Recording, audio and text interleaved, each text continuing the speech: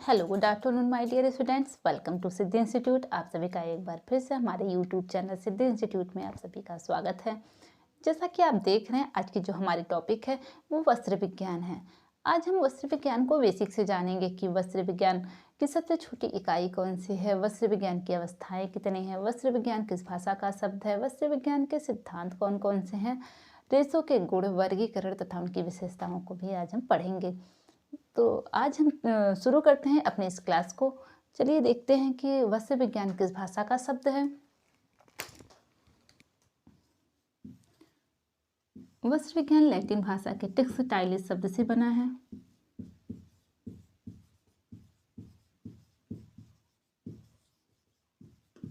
वस्त्र विज्ञान लैटिन भाषा के टेक्सटाइलिस शब्द से बना है।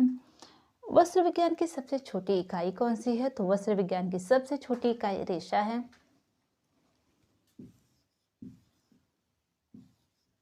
सबसे छोटी इकाई क्या है? रेशा है। रेशे से हम धागे का निर्माण करते हैं। धागा से हम कपड़े का निर्माण करते हैं।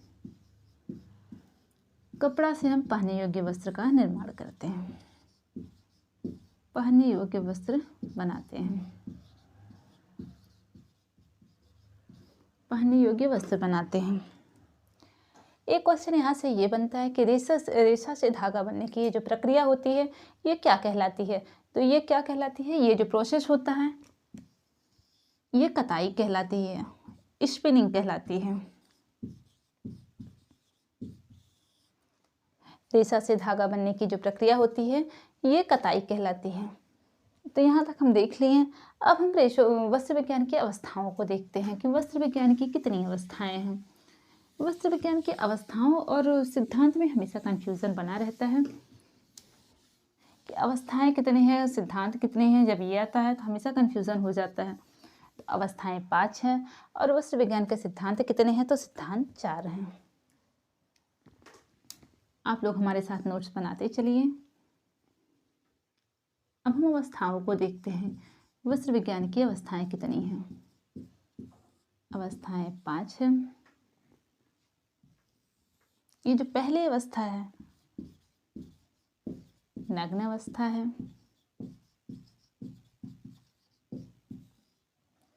दूसरी शिकार की अवस्था, दूसरी शिकार की अवस्था। तीसरी अवस्था कृषि की अवस्था।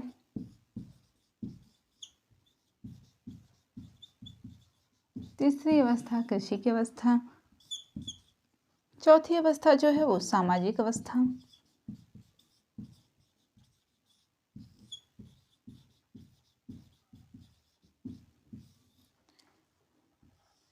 पांचवी अवस्था कौन सी है? आधुनिक या वैज्ञानिक अवस्था।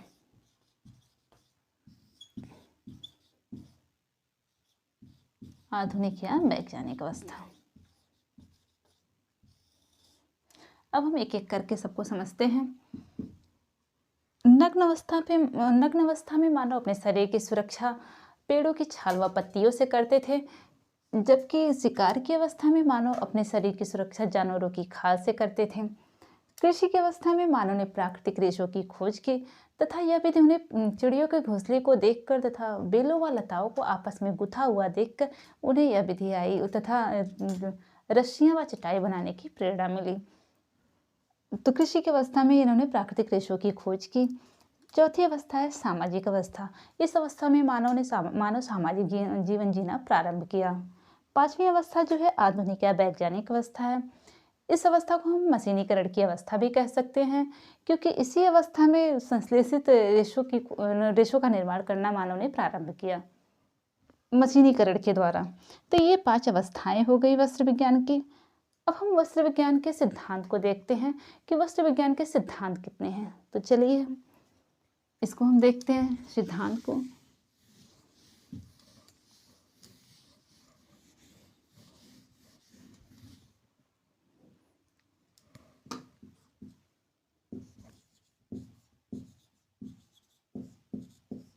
वस्त्र विज्ञान के कितने सिद्धांत हैं? तो वस्त्र विज्ञान के 4 सिद्धांत हैं। कौन कौन से हैं? मॉडेस्ट्री है,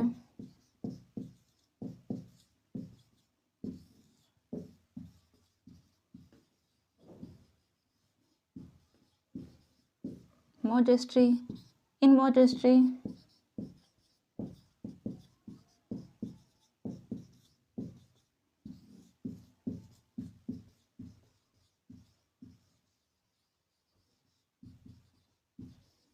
in modesty, protective,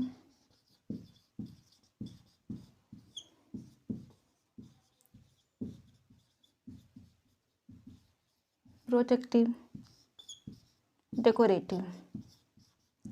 ये 4 सिद्धांत हो गए।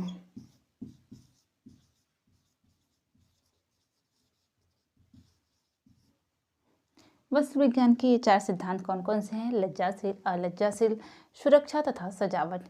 ये 4 सिद्धांत हो गए। आई होप आपको यहाँ तक समझ में आ गया होगा। अब हम रेशों के वर्गीकरण को देखते हैं कि रेशों को हम कितने भागों में बांटते हैं।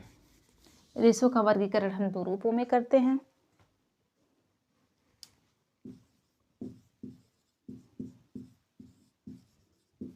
रेशों का वर्गीकरण, रेशों का वर्गीकरण 2 रूपों में करते हैं। पहला तो लंबाई के आधार पर करते हैं, दूसरा स्रोत के आधार पर करते हैं। पहला कौन सा है? लंबाई के आधार पर, दूसरा स्रोत के आधार पर। अब अगर हम देखें लंबाई के आधार पर तो इनको भी हम 2 भागों में बांटते हैं। पहला फिलामेंट हुआ, दूसरा स्टेपल हुआ। फिलामेंट यानी कि लंबा रेशा, स्टेपल जबकि छोटा रेशा। फिलामेंट लंबाई भी हम 2 भागों में बांटते हैं। पहला कौन सा है? पहला फिलामेंट है। फिलामेंट यानी कि लंबा रेशा। दूसरा कौन सा है? स्टेपल। स्टेपल यानी कि छोटा रेशा। अब फिलामेंट कृत्रिम जगत से जितने भी रेशे प्राप्त होते हैं वो किसके अंतर्गत आते हैं? वो फिलामेंट के अंतर्गत आते हैं। जबकि प्राकृतिक जगत के जितने भी रेशे होते हैं वो किसके अंतर्गत आते हैं? वो स्टेपल के अंतर्गत आते हैं। सिल्क एकमात्र ऐसा रेशा है जो क्या है, जो फिलामेंट के अंतर्गत आता है। कृत्रिम जगत के सभी रेशे किसके अंतर्गत आते हैं? फिलामेंट के। कृत्रिम जगत के जितने भी रेशे आते हैं सभी फिलामेंट होते हैं। सिल्क एकमात्र रेशा ऐसा है जो प्राकृतिक जगत का है, जो कि क्या है, जो फिलामेंट है। अब हम देखें फिलामेंट का मेजरमेंट हम किस में करते हैं? तो फिलामेंट का मेजरमेंट हम मीटर में करते हैं। फिलामेंट का मेजरमेंट हम किस में करते हैं? तो मीटर में करते हैं। एक क्वेश्चन यहाँ से ये बनता है कि फिलामेंट कितने प्रकार का होता है?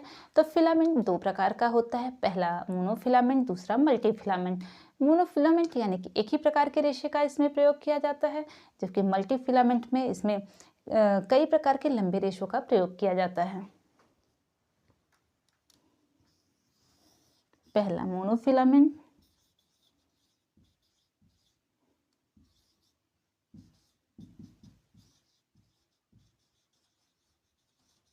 मोनोफिलामेंट, दूसरा मल्टीफिलामेंट।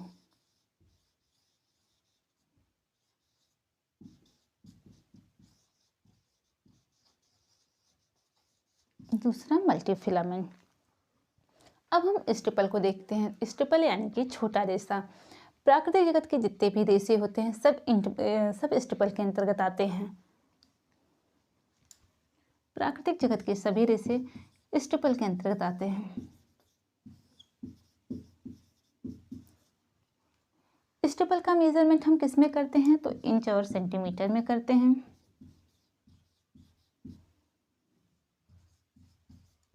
इंच और सेंटीमीटर में करते हैं।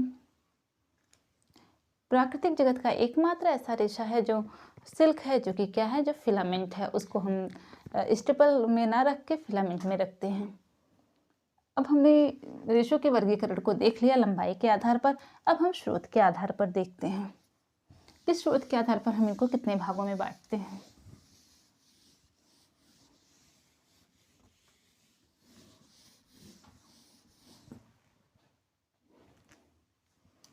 स्रोत के आधार पर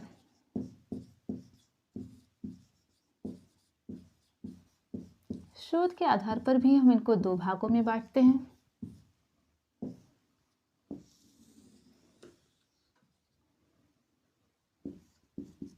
पहला वानस्पतिक जगत से जो रेशे हमें प्राप्त होते हैं, दूसरा कृत्रिम जगत से प्राप्त होने वाले जो रेशे हैं। पहला वानस्पतिक रेशे पहला प्राकृतिक रेशे,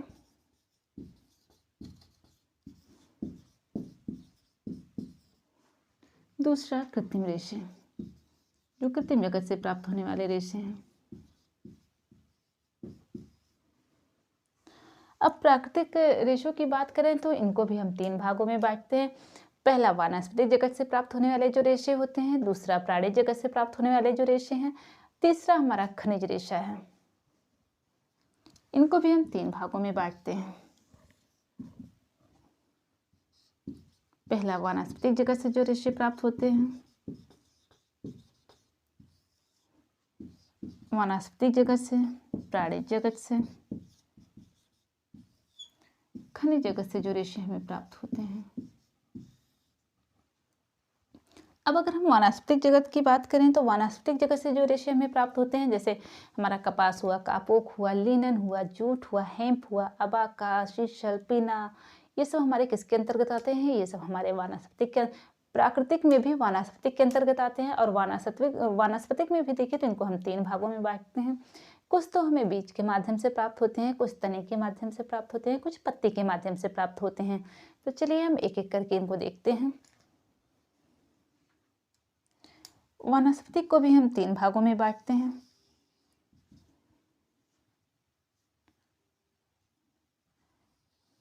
पहले हम इसको ऐसे देखते हैं। वानस्पतिक जगत से हमें जो रेशे कौन कौन से प्राप्त होते हैं? कपास हुआ, कपास, कापोक, लिनन, जूट, हेम्प,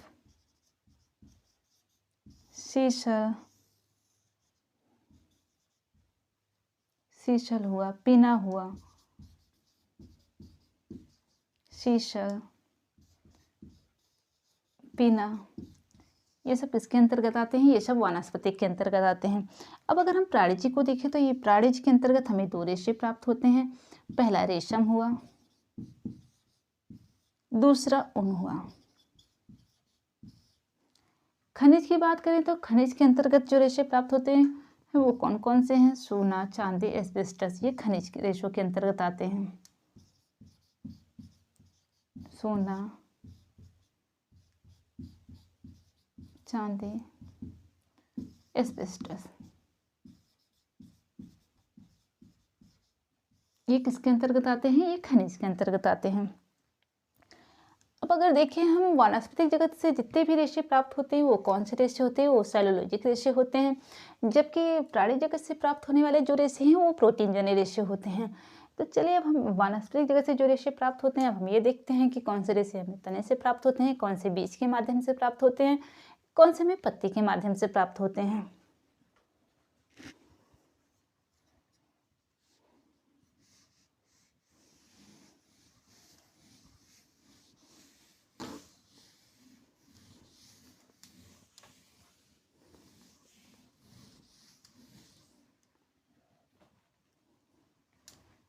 प्राकृतिक जगत में जो वानस्पतिक जगत से जो रेशे प्राप्त होते हैं हमें,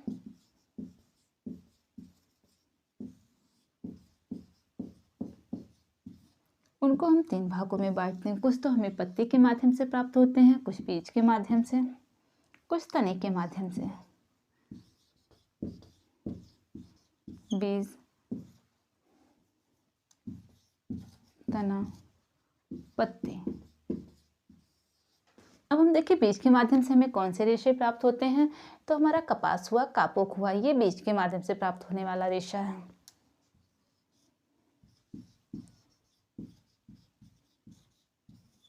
कपास, कापोक, ये बीज के द्वारा प्राप्त होने वाला रेशा है। तने की बात करें तो तने से लिनन, जूट, हेम्प, ये किससे प्राप्त होता है? हमें तने से प्राप्त होता है।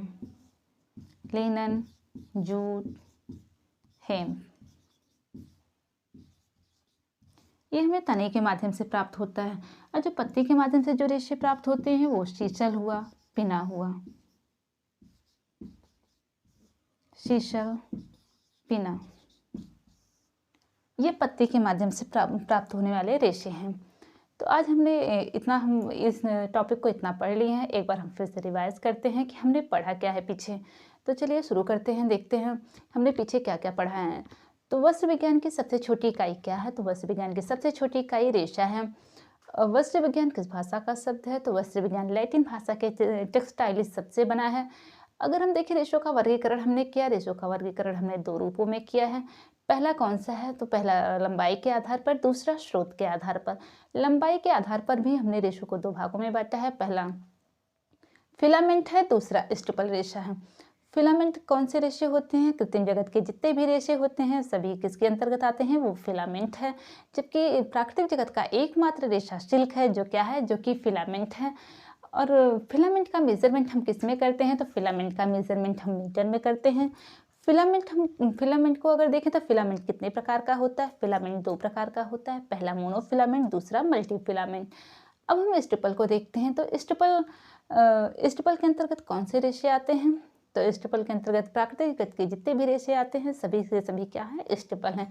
स्टिपल को हम इंच और सेंटीमीटर में मापते हैं।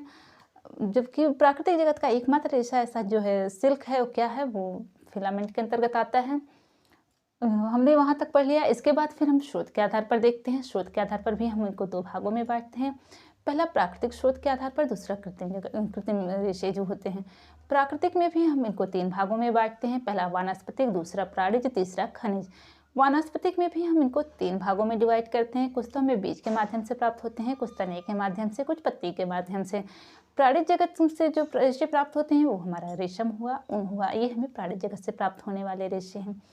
खनिज की बात करें तो खनिज से हमें सोना हुआ, चांदी हुआ, एस्बेस्टस, ये हमारा खनिज रेशा है।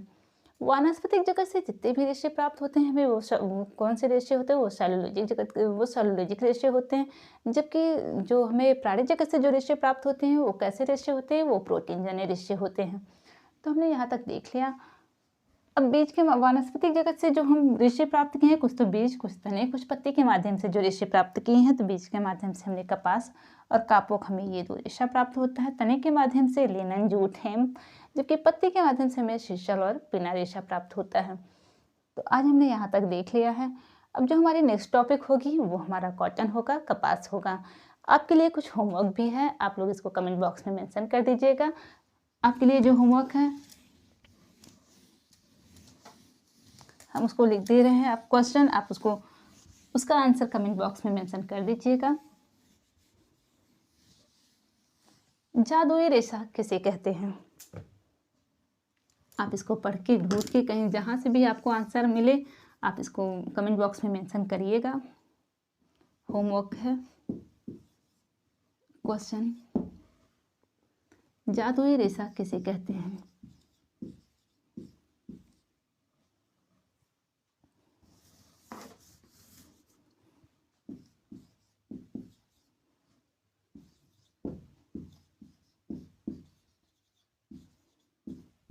जादुई रेशा किसे कहते हैं?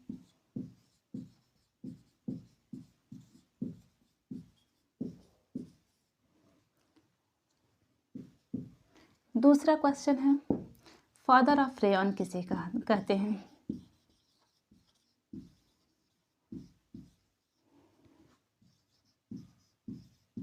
फादर ऑफ रेयन कौन है? ये जो 2 क्वेश्चंस है इसका आंसर आप कमेंट बॉक्स में मेंशन कर दीजिएगा। अब हम नेक्स्ट टॉपिक जो लेके आएंगे वो हमारा कॉटन होगा।